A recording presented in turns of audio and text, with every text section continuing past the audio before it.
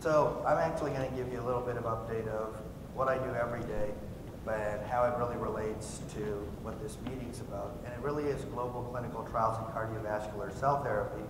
And where we started this is a little over a decade ago. This is what people thought regenerative medicine was going to be, where you have these salamanders, newts, you cut off their arm, and by the magic of nature, you get growth of skin, muscle, nerves, blood vessels, everything grows back. The question was, how are we going to translate this into patients? Reality is now, a little over a decade later, this is still close to impossible to do in humans for many reasons, just really understanding the biology.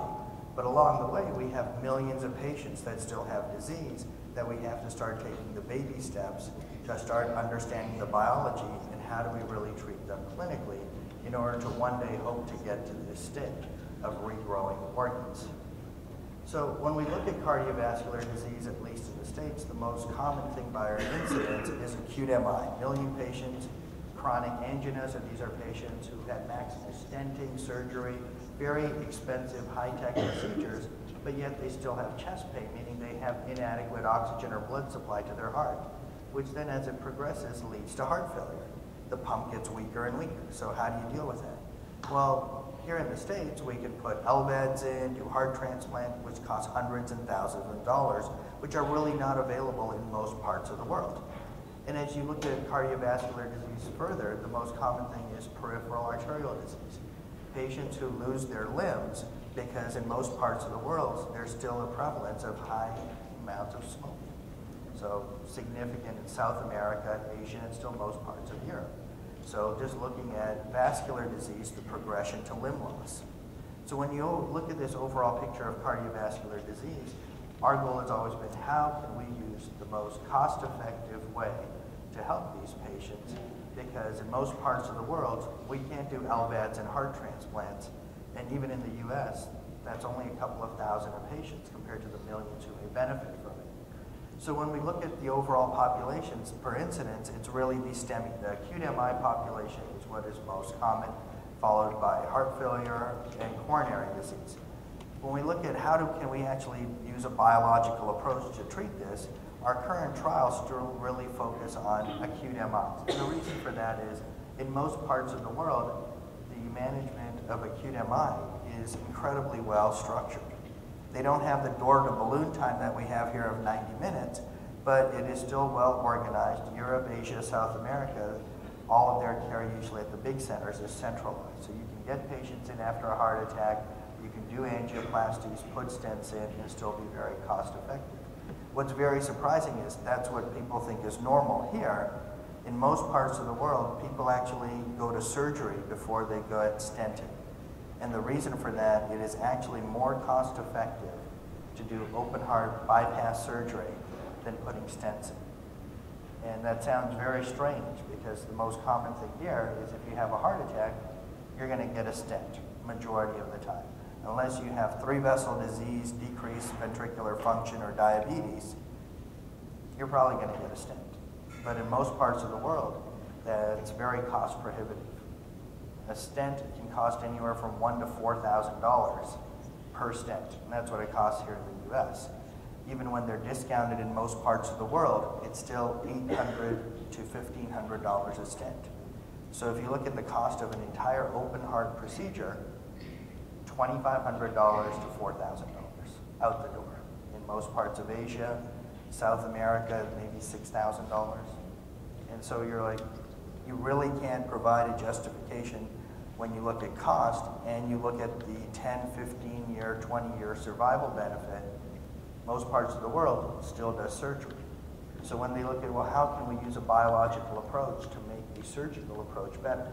And that's what our first generation therapy was really taking bone marrow, which was in the preclinical models back in 2000, 2001, they were able to show that injecting bone marrow into mouse hearts that were ligated LADs, you actually improve function. Now, after about a decade of this, it's best seen that what this bone marrow does is angiogenesis. It creates small blood vessels, improves the microcirculation. So when we go back to that first slide of patients who have chronic angina, or chest pain after these major surgical or catheter-based procedures, you can actually improve their angiogram. Now, if we could do this in a reproducible manner and make it cost-effective, that's millions of patients around the world that could potentially benefit from this. So our generation one of this was actually a combination of our program here in the US and 3 countries in South America. We did Argentina, Uruguay, and Ecuador, and then followed with Brazil. And the reason why we worked with them wasn't because we couldn't get regulatory approval or something like that here in the US. It's because we had already worked with them for 5 years prior to that of doing beating heart surgery. So off-pump coronary artery revascularization wasn't invented in the US. It was invented in Argentina and in Brazil. And that's where the original designs for the instruments, that's where we learned how to operate. I actually went down there when I was an early resident and learned how to do off-pump coronary bypass before it became popular here in the US. The reason why they did that wasn't all the other things that we were looking for. Is it more cost-effective? Are there less neurological issues? It was really based on what is the most cost-effective way to do surgery to provide for the masses. And in most parts of the world, off-pump coronary revascularization is still considered the standard. And a lot of it is they can't have the heart-lung machine. They don't even know what a perfusionist is outside of for rare valve operations. They really don't have the people infrastructure along with the hospital resources to provide that. Now, what's different is we'll operate on significantly older, sicker people here, which in most parts of the world, you get one operation, and that's it. There isn't redo operations and things like that. So you really have to look at, well, after the patients have this one operation, none of these therapies are a cure. It's all still Band-Aid therapy. Because if you don't have the beta blockers, the lipid management, again, very expensive medications, you're still going to have progression under underlying atherosclerotic disease. So the fact that there are many generics available help the balance between the how do we make the patients better at a surgical level, but then how do we provide the medications to make these operations more durable? And so with this balance, then we add how do we make them biologically better? So when we take the simple principles of vascular surgery, you need inflow, conduit, and outflow, meaning you need the aorta to provide the blood flow, you need vessels, either it's veins or arteries, the quality of that, and the runoff. The runoff meaning what is the microcirculation in the heart or the leg? Because if you don't have adequate microcirculation, you could do the best technical operation and these grafts go down in under 6 months. And that's where the biology has come in. How do we make a cost-effective, safe, reproducible biologic that we could put into people's legs and put them into their hearts? So we really looked at this as a global approach almost 10 years ago, that based on if we just looked at the US population, it's a very narrow demographic of how vascular disease is treated, because we have a lot of different medications, surgical approaches. So if we add the diversity of the entire world, so we looked at South America, we looked at programs in Asia and Europe, and we said, how do we work with them simultaneously and their regulatory bodies to do the first generation therapies, and really look at, well, when we have so many different cell types in your body, the most cost-effective way that if we could get a generation 1 therapy was, how do we take cells from your own body? So our first version was, how do we take either blood or bone marrow and make it reproducible? So the original version of this cost $40,000 to make one batch of cells. And right now, we're at about $200. That's in about 10 years in terms of innovation from the engineering side and chemistry. Initially, it used to be a very large chemical process, needed a very large clean room, GMP labs, a lot of regulatory things. We added a large amount of engineering and chemistry, and we removed the chemist completely and made it completely a filter-based system. So now this system's actually available in the US, but it's also available in many places around the world. And now it's become very cost-effective to get a very crude prep of cells. So it's not the best technology out there. We have many things that are much better, more potent, but it gives us a first-generation biologic that's very cost-effective that we can give to patients, and because it's autologous, we can use it as redosing.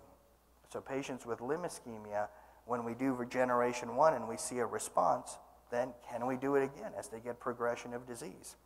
At the bottom here is allogeneic. So we said, how can we use biology of tolerance and make something in a bioreactor? And then basically make a cell that's a universal donor. So our group, along with 3 others, now have cells that I can give to everyone else in this room, and there's no immunorejection. I know it sounds crazy, but there are phase 3 trials that are out there using this type of cell-based technology. And now when we can mass produce it, make it reproducible, safe, we're at about $300 a dose, which is still expensive for most parts of the world, but when you're looking at 10 years ago, we were looking at $40,000 to $50,000 a dose. And you look at the only next generation cell therapy that's approved in the US is something called Provenge. It's a dendritic cell therapy for prostate cancer, which was approved by the FDA, and also then for reimbursement by CMS, and it's $95,000 a dose. And it increases the survival of the patients by 4 months. That's the most recent biologic that's been approved. So what we're looking at is things that are down in the $200–300 range that could be used around the world. So the question then became, well, how do we deliver this biologic into the heart? As opposed to the leg where I just inject it into the muscle or use a catheter, I could do it forwards, I could do it at the time of angioplasty, at the time of surgery, put a patch on, backwards. There were so many approaches. So we had to look at it both in terms of the physics of getting catheters or patches or surgery, but then also the cost. So this is what we currently use here in the US. This is a 3-dimensional GPS navigation system where we get endocardial mapping of the viability of how alive the heart is, how well it beats. The system costs anywhere between $200,000 and $400,000, and the catheters per case are anywhere between $2,000 and $6,000. Great tool, has a needle come out. That's not realistic even in most centers. There's only 30 centers in the US that have one of these devices. We're one of them here. So this is kind of the very high-end targeted directional therapy. We're like, well, how do we take the biology and take it to the next level? So we said, well, at the time of heart surgery, we use something called retrograde cardioplegia all the time to preserve the myocardium. So what if we can make a cost-effective way to deliver our biologic retrograde? So we took something that was a couple of $100,000 and we turned it into something that's, again, $300. So we have a very safe, reproducible catheter system that goes through the femoral vein up into the heart, uses a simple C-arm, no fancy navigational system. So we've been able to use this in at least 20 centers around the world where the best thing they have in their hospital is just a C-arm. So now we have something that is very cost-effective, reproducible, and we've already known at the time of heart surgery, when we open the aortic root up for aortic valves, that cardioplegia actually marinates the entire left ventricle, and you can see the blood coming out of the coronary ostia. So we've labeled these cells before too, and actually see the entire left ventricle gets marinated. So instead of saying, can we just get targeted therapy, we said, well, let's marinate the entire left ventricle. And what we had lost in the targeting, because we only had hundreds of millions of cells in the designer ones, when we use your own bone marrow, we get 4 billion cells. So we had to increase the number of cells because we know how much we lose using this technique or antigrade therapy. And we know that the best designer cells have higher quality, and as you get older, the quality of your own cells gets weaker. So we kind of took all of these things into account, said, well, we may not have the best version for the largest number of patients, but we have something that works.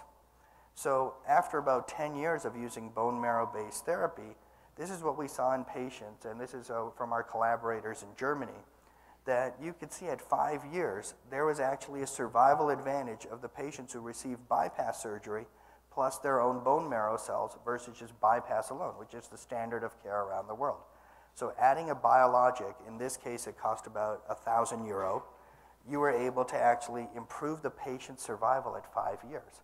Something very simple, taking their own cells, putting them in the equivalent of a food processor, and an hour later, that was the old generation, now it's 15 minutes at the bedside, you could do this. So we said, well, now how do we apply this to limb ischemia? So in limb ischemia, what was very unique is these are incredibly sick patients. So these are patients who not only have rest pain, so people who are sitting in this room who have pain in their leg, but also have a non-healing ulcer. So they're really at the rate of, are they gonna lose their leg? And these are incredibly sick patients, multiple organ dysfunction, and 45% mortality. It's very significant. So what we did was, we were actually later, and we weren't the first group to do cell therapy for the leg. But what we did was, how do we make a cost-effective autologous biologic that can be used at the bedside? So there are a number of different companies we worked with, everything from designer cultures to the 15-minute prep. What we did was, when we were able to work in many different countries, we saw a 30 to 50% reduction in amputation at 6 months in all of our phase 2 trials. So then we said, well, how do we work this so we could really get the diversity of population? So we had groups in Germany, in Czechoslovakia, 3 groups in India, and also many groups in South America. And we have all of our data coordination and everything centralized here at the U on our HIPAA compliant servers. Everything stays GCP. Everyone has to get all their regulatory approvals, but it's all managed here. So now we can do global trials. That way we get the diversity of the patient populations, also looking at the different standardization of what medications are available or not available, or looking at, we do a lot of high-risk stenting here, which they may not do. So when you look at the entire pool of patients, we get a great mix of what the real-world standard of care is, and if we add our biologic. So these are just some pictures of the types of patients that we're treating in terms of what kind of ulcers you see, how they look at afterwards, and also their angiograms. And what you see is, you're not going to get large vessels, but you get improvement in the microcirculation in the wounds, so you actually see wound healing and you actually see limb salvage. You can see on MRIs, you can look pre-cell therapy, afterwards, you improve the microcirculation in these people's legs. It's very black and white. You either get saline or you get cells. Everything else is standardized. This is a 1-hour outpatient procedure. The great thing is, if the pain comes back, you can redose them. You can redose them at 6 months, because some of these patients are not going to stop smoking, no matter what you do for them. So it's very real-world patients, and saying, how can we provide a cost-effective therapy that can be globalized, because you could teach almost anyone how to do this. You're not going to have high-end vascular specialists with all this imaging every place in the world. You needed that someone as simple as the local doc in the town should be able to do this to help these patients heal their wounds. So we've done a number of trials with different groups, a number of competing groups even with us. But the key is, so we were later in the trial, but we're our actual group, we work with the Harvest system here, and we work with all of these groups. So we actually advanced because we did so many global trials. The FDA was actually able to accept the data, and we're actually the furthest ahead now in the phase 3 trial. So in Germany, this therapy is already approved, and in 3 cities, they already get reimbursement for cell therapy for critical limb ischemia. There's about 2 groups in Asia that now have approval. We're about a quarter of the way in the US phase 3 trial. But now you've basically turned something as so-called designer as cell-based therapy almost into a commodity before it gets approved. So when this gets approved, at most in the US, this is going to be maybe $2,500 to $5,000. And the fact that you can redose this. Now, some of these other trials are still going to lead to biologics that are $15,000 to $20,000. The question then will be, as you let the market decide, because there's always going to be patients and physicians who say, well, I have to harvest bone marrow, I have to process it, inject it. When can I get one of the designer cells so it just comes in a little frozen vial? I just suck out the cells and inject them. That's also on its way. But the fact that we sort of looked at it from version 1, that how do we make everything human friendly? So even in our cell and tissue cultures, we always look at, well, around the world, a lot of the things we may do here may not be reproducible or available in terms of the reagents. So all the biologics we use have no animal products in them. Everything is either human or plant-based in terms of cells, culture systems, so that way no matter where we need to set up a GMP lab to process, it's always possible to do. And you don't need a lot of expense or anything to get up and running. So when we look at clinical cell therapy for cardiovascular, in a short amount of time, in terms of acute MI is still phase 2, but chronic angina, we're going to be phase 3 in the US starting next month. Heart failure is already phase 3. and critical limb ischemia is phase 3. So by globalizing how we do clinical trials and making sure that we could follow all the same regulations in terms of IRB, GCP, making sure that everyone's on the same playing field despite the diversity in patient populations and what is standard of care, and having a centralized database. We also have our monitoring team that actually uses Skype every day to work with all the different sites. So you could really do global trials that are very cost effective. We have very rapid patient enrollment, but the great thing is because of the way the system's set up, you could also have high retention of patients. So your quality of data is very important, because sometimes you'll get a lot of enrollment, but if you can't get the follow-up, then the data is of no value. So we really took an approach of how do we take something that could become very complex and make it simple. So instead of looking for the perfect answer, we said, what is the perfect answer for the patient population we want to treat around the world, and it has to be cost effective. So when we look at that, we still have, in our group here, we have about 70 to 20 different clinical trials here at the U that are not just cardiovascular, but that deal with burn wound therapy, orthopedics, plastics. So we still look at some very high-end designer things, but we're always thinking, once we get version 1 or 2 to work, then how do we make it cost-effective, reproducible, because that's what's going to be sustainable, not only in the domestic market, but in the global market. Because if we keep coming up with $95,000 cell therapies to increase survival by 4 months, that's not sustainable. And not only at the dollar value, but it's not practical in terms of applying it to millions of patients. If you're trying to treat rare diseases, you know, that's very important. But we're always looking at patients in the millions, hundreds of millions. So we have this sort of program also for type 2 diabetes. How do we take a biologic approach and do the same sort of approach? Make a cost-effective biologic, cost-effective delivery system. And the key to all of these things, not once did you hear me say the word cure. Biologic therapy is not a cure. It is a treatment. It's like a drug. You have to give multiple doses, because the key is, by the time you're intervening on patients, they've already had anywhere from 20 to 60 years of not only environmental, physiologic, all the different things that affect the body. So to expect that one drug or one dose of something is going to cure them is unrealistic. But what we see here is, instead of a regenerative approach, this is more of a rejuvenation approach, that we could turn back the clock. In some patients, 5 years, sometimes 10 years. We have a number of patients here in the US that started in our clinical trials in version 1, and they've gone through 3 different groups of clinical trials now, and they're still alive 7 to 10 years later. So, I mean, the approach works. The key is keeping it very safe, cost-effective, reproducible, but we always try to include patients from around the world, because we always see that what can we learn from around the world and then bring it back here, apply it, and make it even more reproducible, safer, and cost-effective. Thank you.